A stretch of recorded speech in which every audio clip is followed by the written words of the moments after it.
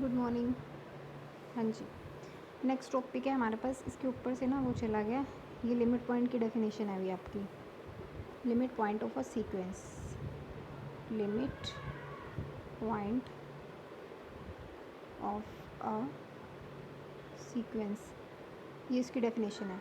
देखो हमारे पास सीक्वेंस की, जैसे ही हमने limit point of a set पढ़ा था ना, सिमिलरली उसी तरह है। देखो, a real number L is said to be limit point और cluster point of a sequence if every neighbourhood of L contains infinite number of terms of the given sequence. वो कह रहा है कि किसी सीक्वेंस का ना हम लिमिट पॉइंट उस नंबर को बोलते हैं कि अगर हम उस नंबर की नेबरहुड बनाएं, उसकी नेबरहुड में ना सीक्वेंस की कितनी इनफाइनाइट टर्म्स आनी चाहिए, तो वो नंबर उस सीक्वेंस का क्या बन जाता है, लिमिट पॉइंट बन जाता है। सपोज ये 1/n है, ठीक है। अब यहाँ पे इसको मैंने नंबर लाइन पे ड्रॉ किया। सबसे पहली एंट्री इसकी होती है 1, है ना। यहाँ पे रखो 0, यहाँ पे रखो 1। यहाँ से देखो ये ना क्लोज क्लोज आता जाएगा, सीधा ये आधा इंटरवल कर देगा।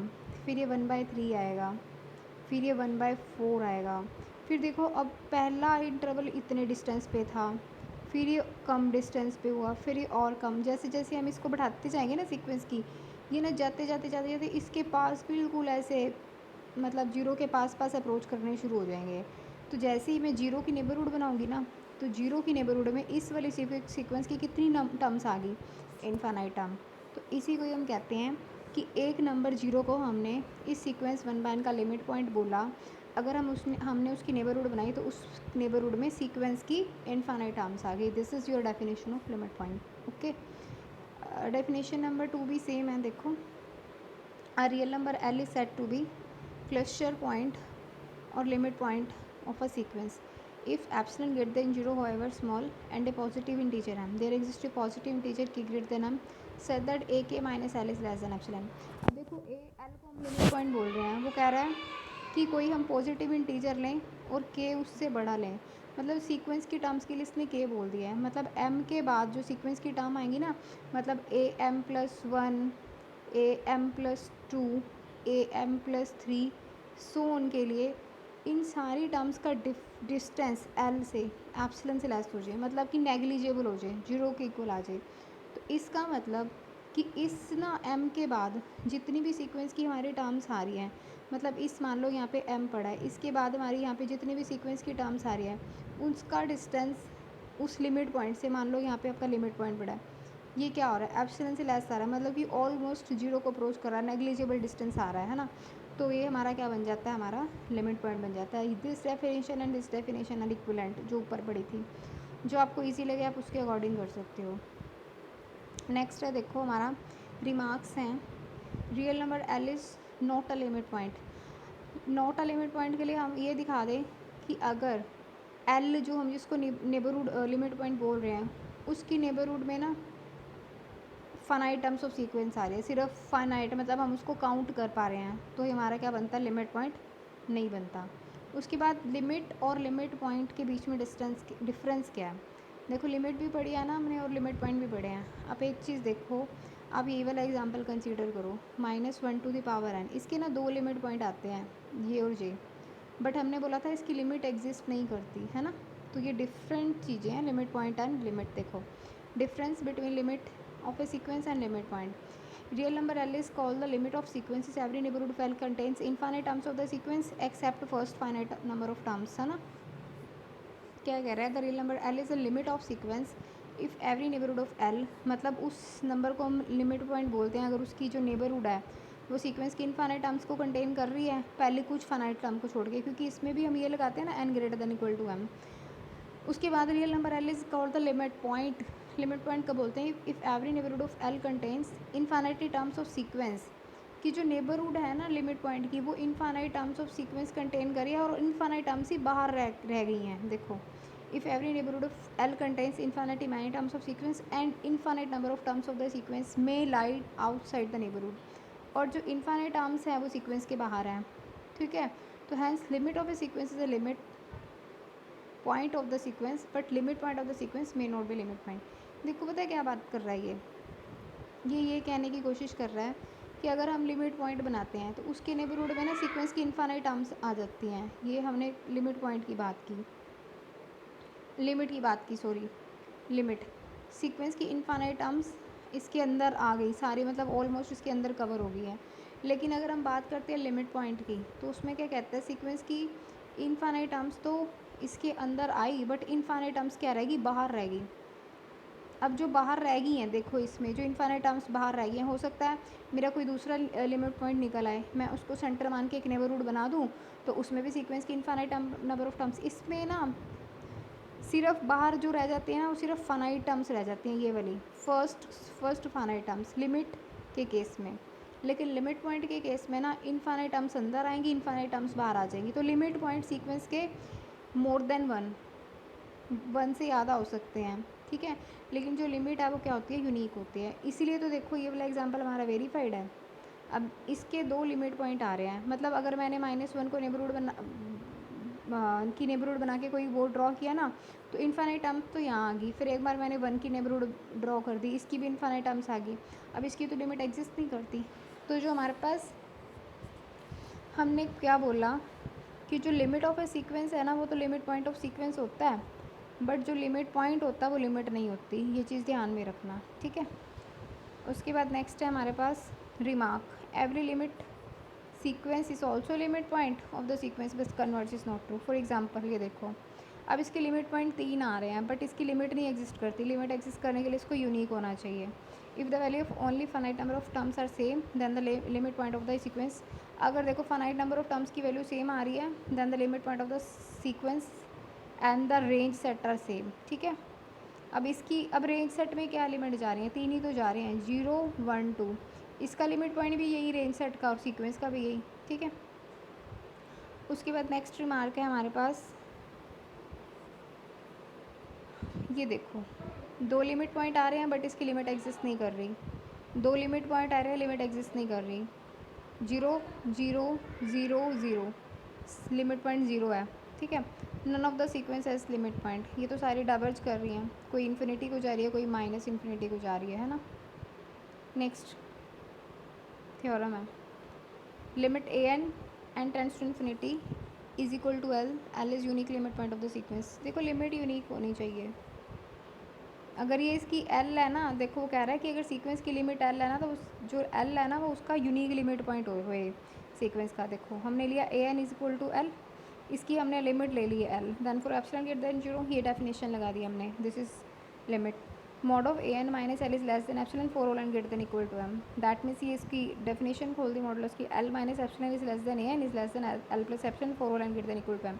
इसका मतलब जो एल की नेबरहुड है ना, वो सीक्वेंस की इनफाइनाइट मैनी टर्म्स कंटेन कर रही है। Every neighbourhood of L contains infinite many terms of sequence, तो एल क्या बन गया, लिमिट बन गई सीक्वेंस की। उसके बाद हमने दिखाना था ये यूनिक आती है। यूनिक के लिए फिर हम क्या करते हैं, इसकी 2 लिमिट सपोज कर देंगे, एल और एल डैश। एल के लिए ये डेफिनेशन ले लो, एल डैश के लिए ये डेफिनेशन ले लो, ठीक है। For all N greater than equal to M, for all N greater than equal to K. अगर यहाँ पे ऐसे भी चल जाएगा, आप यहाँ पे m1 ले लो और यहाँ पे m2 ले लो, और फिर उनका मैक्सिमम कंसीडर करके ना दोनों का इकट्ठा मोड कंसीडर कर लो। जैसे l माइनस एल डैश लिया, ए एन एडलेस किया, ट्रायंगल इनक्वालिटी मोड सेपरेट किया, this is less than epsilon by 2, this is less than epsilon by 2, which implies l is equal to l dash आ गया, ठीक है। मतलब फाइनाइट नंबर ऑफ टर्म्स के बाद हमारी जो l और l डैश हैं ये सेम ही आ रहे हैं, मतलब सीक्वेंस की लिमिट यूनिक होती है, ठीक है। उसके बाद रिमार्क है, अब थ्योरम नॉट ट्रू। वो कह रहा है कि ऊपर हमने थ्योरम पढ़ी थी, अगर सीक्वेंस का जो एल है, मतलब a n n tends to infinity, a n n tends to infinity, ये एल है, तो एल यूनिक लिमिट पॉइंट होता है। अब यहाँ पे ऐसी बात नहीं है। अब देखो ये सीक्वेंस है अनबाउंडेड, इसका 0 लिमिट पॉइंट तो है, but this sequence is not convergent. वो तो एल को कन्वर्ज कर रही थी ना ऊपर वाली, लेकिन ये कन्वर्जेंट कहाँ है, देखो इसकी टर्म्स ऐसी आएंगी 1, इस सीक्वेंस की टर्म्स लिखने में कैसी आएंगी, 1 1 बाय 2 इवन के लिए, फिर 2 फिर 2 बाय 2, एक सेकेंड, 1 1 बाय 2 यहाँ पे आएगा 3, और फिर यहाँ पे आएगा 4 बाय 2, ऐसे ऐसे चलेंगी। तो इधर से जो टर्म्स है ना 1 बाय n आएगा, यहाँ पे 1 बाय 4 आएगी, ठीक है। फिर आ जाएगा 5, फिर आ जाएगी 1 बाय 6, तो 1 3 5 के कॉरस्पॉन्डिंग तो ये इन्फिनिटी को जाएगा। लेकिन ये 1/2, 1/4, 1/6 जो आ रही है इसके कॉरस्पॉन्डिंग ये 0 को अप्रोच करेगा, ठीक है। तो 0 इसका लिमिट पॉइंट है, बट ये सीक्वेंस कन्वर्जेंट नहीं है। नेक्स्ट है Bolzano Weierstrass theorem, every bounded sequence has a limit point. जो सीक्वेंस बाउंडेड होती है उसका लिमिट पॉइंट होता है। देखो ये अनबाउंडेड थी ना यहाँ से, तो इसलिए इसका लिमिट पॉइंट एग्जिस्ट नहीं कर रहा है। इसके लिए कंडीशन क्या इम्पोज करी है कि सीक्वेंस का बाउंडेड होना ज़रूरी है। तो let A N be a bounded sequence, तो ये हमने ना उसका रेंज सेट लिया, बाउंडेड सीक्वेंस का रेंज सेट भी बाउंडेड आता है, ठीक है।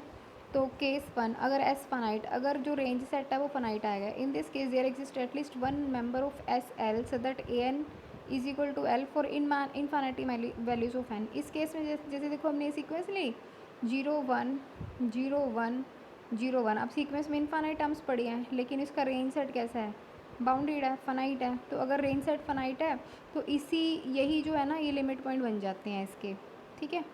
ये 0 1 ही इसके दो लिमिट पॉइंट हैं। उसके बाद वो कह रहा है therefore for each epsilon greater than 0 the open interval L minus epsilon L plus epsilon contains infinity many terms of n is equal to l. देखो बार बार जब 1 0 1 0 रिपीट हो रहा है तो इस सीक्वेंस का पे अगर मैं नेबरहुड बनाऊँ तो इनफाइनाइटली मैनी टाइम्स, मतलब ये 1 1 1 इनफाइनाइटली मैनी टाइम्स आ रहा है, 0 0 0 इनफाइनाइटली मैनी टाइम्स आ रहा है ना। तो ये इसके लिमिट पॉइंट बन जाते हैं सीक्वेंस के। अगर एस एक इनफाइनाइट सेट है, मतलब अगर रेंज सेट इनफाइनाइट है, तो इन this case the set S is infinite bounded set. तो बलजानोव-रिस्टर्स थ्योरम क्या कहती है कि every infinite bounded set is limit L. Limit exist करती है तो लिमिट क्या होती है कि एल की नेबरहुड में सीक्वेंस की इनफाइनिटी मैनी टर्म्स लाई करें, मतलब ऐसे सेट की इनफाइनिटी मैनी टर्म्स लाई करें। तो इसका मतलब neighbourhood of L contains infinity many terms of the sequence. इसका मतलब hence l is a limit point. अब देखो हम एस के बारे में बात कर रहे थे ना, जब हमने लिमिट की बात करी तो इसके नेबरहुड में, एल के नेबरहुड में एस सेट की इनफाइनिटी मैनी टर्म्स हैं, लेकिन एस सेट बना किससे है, ए एन से तो बना है। ए एन का रेंज सेट तो है सीक्वेंस का, इसका मतलब ए एन एस कंटेंड है ए एन में। तो अगर ये बात एस के लिए ट्रू है तो ये बात सीक्वेंस ए एन के लिए भी ट्रू है। तो इसका मतलब एल क्या बन गया, limit point of the sequence बन गया। मतलब every infinite bounded subset of R has a limit point. Boundedness is compulsory है ना। इसकी क्रॉलरी है देखो next, S compact closed and bounded then every sequence in S is a limit point in S. तो S का जो S में जो सीक्वेंस आएगी, सेट के अंदर जो सीक्वेंस आएगी उसका लिमिट पॉइंट भी इसी सेट में मिलेगा, ये कहने की कोशिश कर रहा है ये। A n sequence n belonging to s, s में सीक्वेंस है तो सारी की सारी टर्म्स इस सेट के अंदर पड़ी होंगी। ए एन बाउंडेड है क्योंकि एस सेट बाउंडेड है। बाउंडेड सीक्वेंस के पास लिमिट पॉइंट होता है बलजानोव-रिस्टर्स थ्योरम। तो we shall show that L belonging to S. तो हमने माना कि एल इसके कॉम्प्लीमेंट में पड़ा है। अब एस सेट कैसा था, क्लोज्ड था, इसका कॉम्प्लीमेंट कैसा हो जाएगा, ओपन आ जाएगा। एस कॉम्प्लीमेंट ओपन, और ओपन सेट क्या होता है, अपने हर एक पॉइंट की नेबरहुड बनता है। इसका मतलब एस एल एस कॉम्प्लीमेंट में पड़ा है ना, इसने यही बात की है।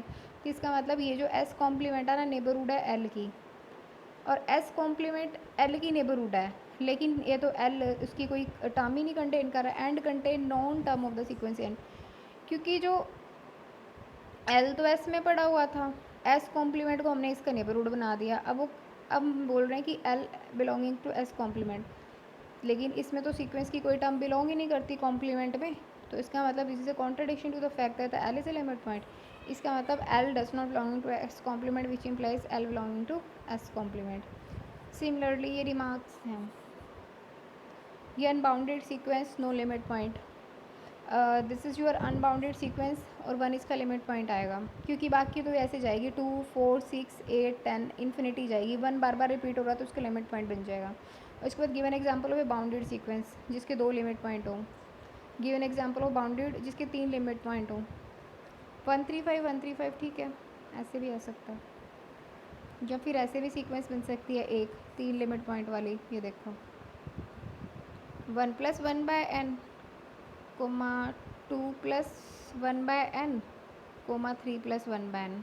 इसको खोलते रहो, इसमें n की वैल्यू पुट करते रहो तो 3 लिमिट पॉइंट ही निकलेंगे इसके, 1 2 और 3। और ये 1/n 1/n 1/n तो 0 को ही जाना है इसका। उसके बाद है कोशी सीक्वेंसेस। कोशी सीक्वेंसेस की, हाँ जी ध्यान से देखो इसकी डेफिनेशन भी देखो। an is said to be Cauchy sequence if given epsilon greater than 0 there exists a positive integer m such that an minus am is less than epsilon for all n greater than equal to m। ये देखो sequence की terms में आपस में ही बात कर रहा है कि कुछ एक ऐसा एम आएगा कि कुछ फाइनाइट टर्म्स के बाद जो सीक्वेंस की टर्म्स है ना आपस में ना क्लोज हो जाएंगी एक दूसरे के। यही तो है कि A N minus A M का डिस्टेंस ना आपस में एप्सिलॉन से रेस आ गया, मतलब नेग्लिजिबल डिस्टेंस हो गया। कुछ फाइनाइट टर्म्स के बाद सीक्वेंस की टर्म्स में आपस में डिस्टेंस ही बहुत कम रह गया, ये बात कर रहा है। इसको आप बोलते हो कोशी। और इसमें तो देखो इसने सीधा A N minus A M कर दिया कुछ फाइनाइट, इसमें इसने ना बिल्कुल एक इम्पोज कर दिया। एम भी पर्टिकुलर ये वैल्यू दे देगा हमें और पी की भी एक वैल्यू दे देगा। मतलब ये इस टाइप से बोल देगा, अगर एम हमारा 2 है और पी 4 है तो ये ऐसे बोल देगा कि A6 माइनस A2 इनके बीच का जो डिस्टेंस है ना वो एप्सिलॉन से कम रह गया। मतलब हर एक n के लिए ये होल्ड करेगी for all p belonging to n। यहाँ तो मैंने p फिक्स कर दिया है ना, ये p फिक्स नहीं होगा, ये हर एक के लिए ट्रू होएगा। ठीक है, ये तो मैंने आपको समझाने के लिए किया, दिस इज़ नॉट फिक्स्ड, ये नेचुरल पे आपका रन हो रहा है। ठीक है, अब जैसे देखो इससे समझते हैं, हमने क्या बोला डेफिनेशन में। देखो हमने डेफिनेशन क्या लिखी, mod A N minus A M this is less than epsilon.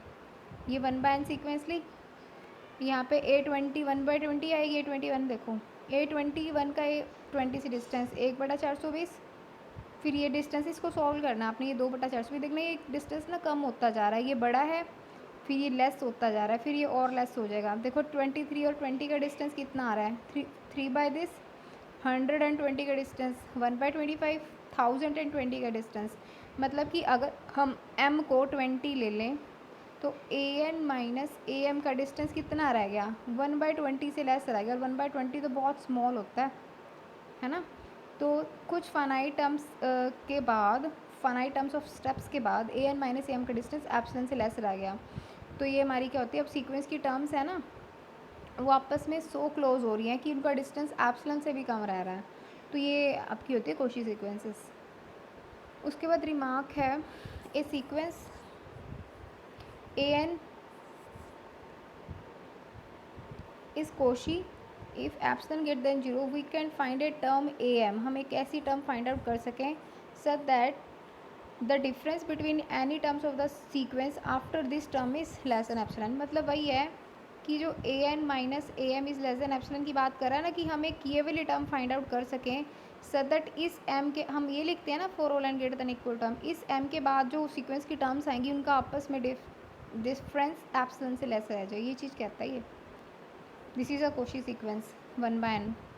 अब इसको देखो प्रूफ कैसे करोगे, इसने प्रूफ कर रखा है इसका, epsilon greater than 0 A N minus A M लिया तो 1/n माइनस 1/m एलसीएम ले लिया। अब ये देखो n में से कुछ m लेस कर रहा है तो ये तो लेस रहेगा ना n से। जैसे मान लो n आपका 4 है, m 2 है, तो 4 माइनस 2/nm करो तो ये लेस रहेगा ना 4/nm से। ठीक है, तो ये चीज़ होगी, यहाँ n से n कैंसिल होकर ये 1/m रह गया। तो a N minus A m is less than epsilon if 1/m is less than epsilon, a N minus A m is less than epsilon if m is greater than 1/एप्सिलॉन। तो thus we can find m 1/एप्सिलॉन से बड़ा such that इनका distance epsilon से कम, sequence की terms का आपस में for all and greater than equal to m। That implies जो सीक्वेंस 1/n है हमारी कैसी बन गई, कोशी बन गया ये सीक्वेंस। ठीक है, थैंक यू। इसके 2-3 एग्जांपल्स रह गए, नेक्स्ट वीडियो में हम डिस्कस करेंगे उसको। Thank you so much.